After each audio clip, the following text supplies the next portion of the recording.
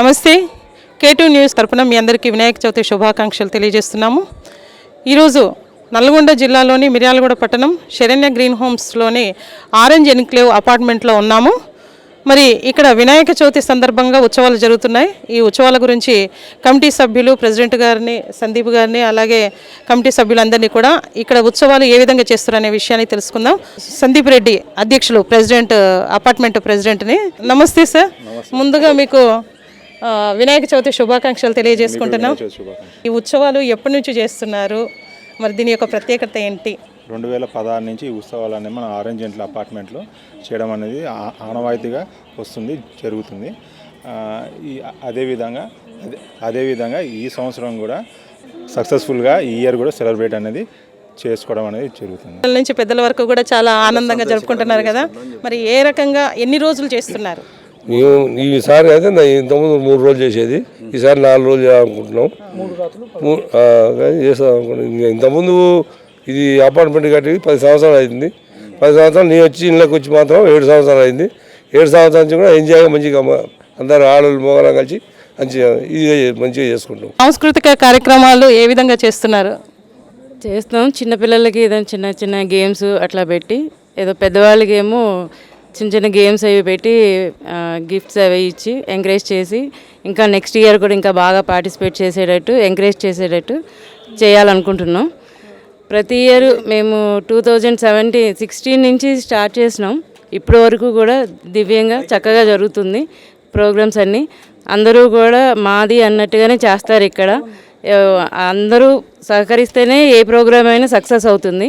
ఇక్కడ అందరూ మాది అనుకుని వచ్చి చేస్తారు కాబట్టి ఈ ప్రోగ్రామ్ ఇన్నాళ్ళు మేము ఘన విజయంగా చేయగలుగుతున్నాం. ఎన్ని సంవత్సరాల నుంచి చేస్తున్నారు? 2016 నుంచి అంత బాగా జరుగుతుంది. ఇలాగే ఇంకా ఎప్పుడూ జరగాలని కోరుకుంటున్నాం మేము. ఓకే అండి. ఈ పండగ అంటే ఎవరమైనా అందరం సంతోషంగా చేసుకునేది. మేము ఇంట్లోకి వచ్చిన కాంచి అయినా మంచిగా చేసుకుంటున్నాం అందరం కలిసి.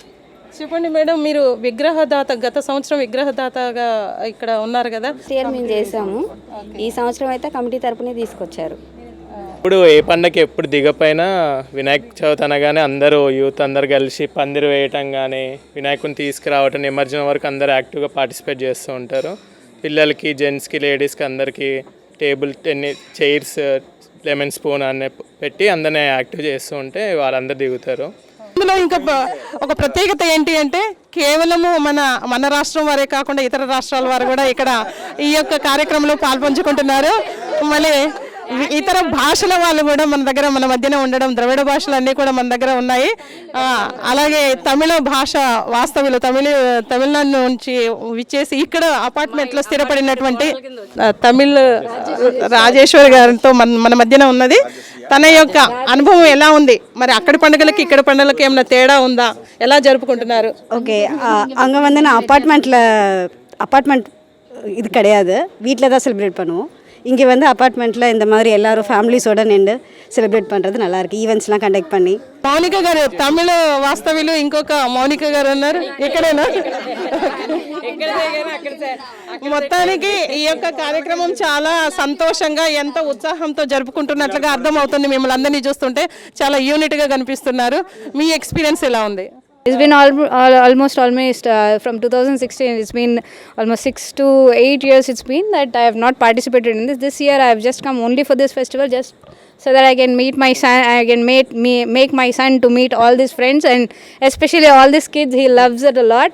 So I have taken almost 5 working days. I have traveled for 800 kilometers from yesterday, and I have reached only at 3 o'clock in the morning, and that we have joined here.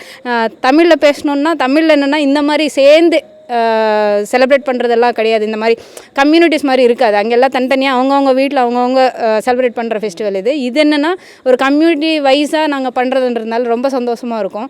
This activities and all నో ఇదంతా మనం కలిసి చేసుకునే దానివల్ల అందరం ఇప్పుడే నేను చాలామంది కొన్ని ఫ్యామిలీస్ అయితే ఫస్ట్ టైం చూస్తున్నాను. సో ఇది ரொம்ப பிடிக்கும், ரொம்ப நல்லா இருக்குது. So thank you so much.